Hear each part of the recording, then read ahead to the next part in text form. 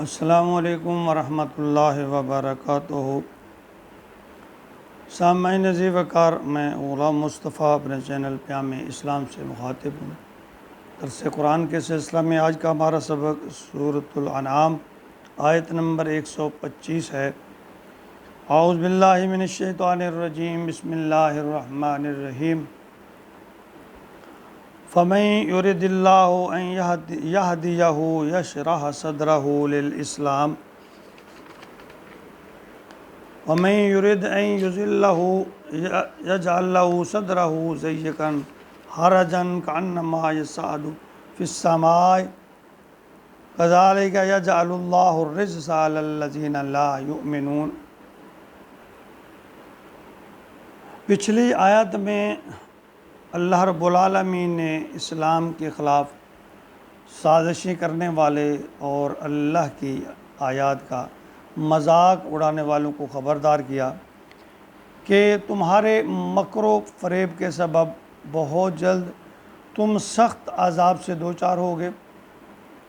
اور اس آیت میں اللہ رب العالمین فرما رہے ہیں کہ ان کے اعمال کے سبب میں نے ان کے دلوں پر جہالت اور کفر کی چادر ڈال دی ہے، یہ ازلی بدبخت ہیں، اور اس کے مقابلہ میں ہدایت کی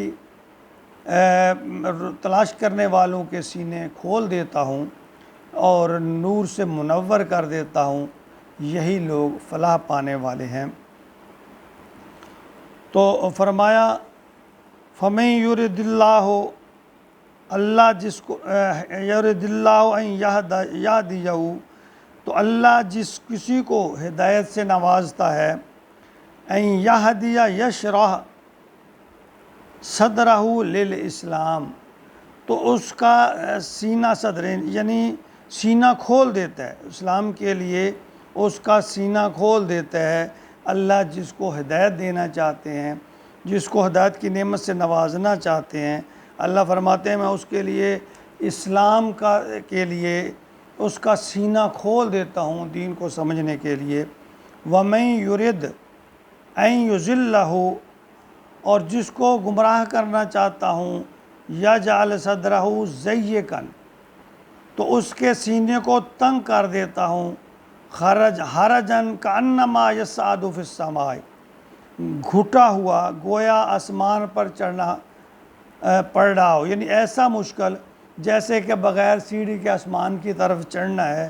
تو اسلام کو سمجھنا اس کا ایسے ہی ہے جیسے بغیر سیڑھی کے آسمان کو سمجھنا ہے، اور یہ اس سبب سے ہے، اس کے اپنے اعمال کی سبب سے، اس کی گمراہی کے سبب۔ اللہ تعالیٰ فرما رہے ہیں کذالک یجعل اللہ الرجس، اسی طرح اللہ تعالیٰ ناپاکی مسلط کر دیتے ہیں علی الذین، ان لوگوں پر لا یؤمنون، وہ ایمان نہیں لاتے۔ تو ایسے لوگ اللہ فرما رہے ہیں پھر ان پر میں یعنی بدبختی ناپاکی مسلط کر دیتا ہوں کہ وہ اس کو سمجھ نہیں پاتے، ان کے سمجھنے کے بس کی بات نہیں رہتی۔ فرمایا طاغوتی کے سینے میں توحید اور ایمان کا داخلہ ممکن نہیں۔ یشرح صدرہ، اس سے مراد سینہ کھول دینا جس میں اللہ کی نعمتیں اور عنایتیں سما سکیں، اور یہ کہ ایسے دل میں دعوت ایمان ٹھنڈک اور سکونت بخشتی ہے۔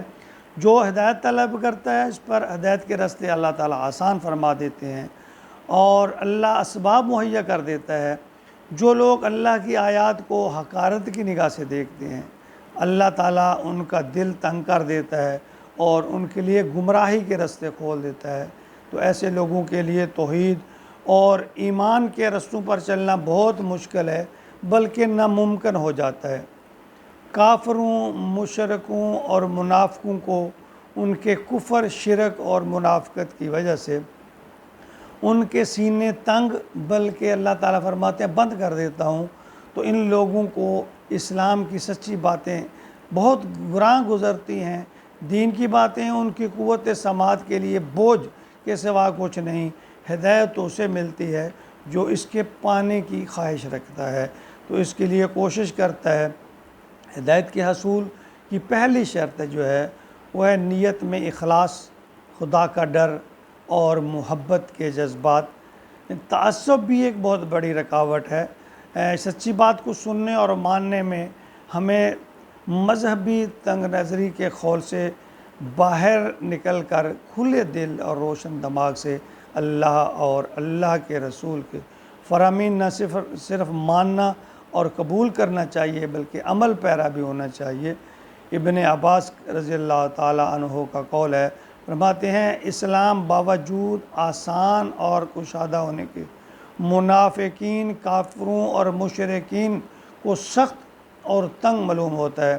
سورۃ العنکبوت آیت نمبر 69 میں اللہ رب العالمین فرما رہے ہیں والذین جاہدوا فینا، یعنی جو ہماری راہ میں کوشش کرتے ہیں، لنہدینہم، ہم انہیں راہ دکھا دیتے ہیں، سبلنا، آسان کر کے ان کے لیے ہم رستہ ضرور دکھا دیں گے۔ وَإِنَّ اللَّهَ لَمَعَ الْمُحْسِنِينَ، بے شک اللہ تعالیٰ احسان کرنے والوں کا احسان ضائع نہیں کرتا۔ سورۃ محمد آیت نمبر 17 میں اللہ تعالیٰ فرما رہے ہیں وَالَّذِينَ اهْتَدَوْا زَادَهُمْ هُدًى وَآتَاهُمْ تَقْوَاهُمْ، جن لوگوں نے اللہ کی ہدایت قبول کی اللہ انہیں اور زیادہ ہدایت اور تقویٰ، یعنی جو اللہ کی راہ کی طرف نکلتا ہے اللہ تعالیٰ اس کے لیے اور رستے آسان کر دیتا ہے، کھول دیتا ہے۔ سورۃ شمس فرمایا آیت نمبر 9 میں قد افلح من زکاہا، کامیاب ہو گیا وہ جس نے اپنے آپ کو سنوارا، اپنے نفس کو سنوارا۔ اللہ اس کی یعنی ہدایت دیتے ہیں، اللہ اسی کو ہدایت دیتے ہیں جو اللہ کی باتوں پر ایمان لائے، اللہ کی پناہ چاہے، ہدایت اور رہنمائی کے لیے اللہ تعالیٰ کی طرف رجوع کرے، ہدایت کا سچا طالب ہو، قرآن و سنت کے رستے کو تھام لے، تو اللہ تعالیٰ ہمیں دل کی گہرائیوں سے ہدایت کی طرف دعا بھی کرنی چاہیے اور اس پر عمل پیرا بھی ہونا چاہیے، اور یہی فلاح ہے دونوں جہانوں کے لیے، یہی کامیابی ہے۔ جس نے اپنی آخرت سنبھال لی اس کی دنیا بھی سنور گئی، اور جس نے اپنی آخرت برباد کر لی آخرت بھی برباد، دنیا بھی برباد۔ اللہ تعالیٰ ہمیں صدق دل سے اپنے اور اپنے محبوب کے فرامین کو سمجھنے کی توفیق عطا فرمائے اور پھر اس پر عمل پیرا ہونے کی توفیق عطا فرمائے۔ مذہبی جو تنگ نظری ہے یا فرقہ واریت ہے، اس سے بالا تر ہو کر ہمیں اللہ اور اللہ کے رسول کے احکامات کو ماننا، تسلیم کرنا، اس پر عمل کرنا ہوگا، تبھی کامیابی ہے۔ اللہ تعالیٰ ہمیں عمل کی توفیق عطا فرمائے۔ وما علینا الا البلاغ۔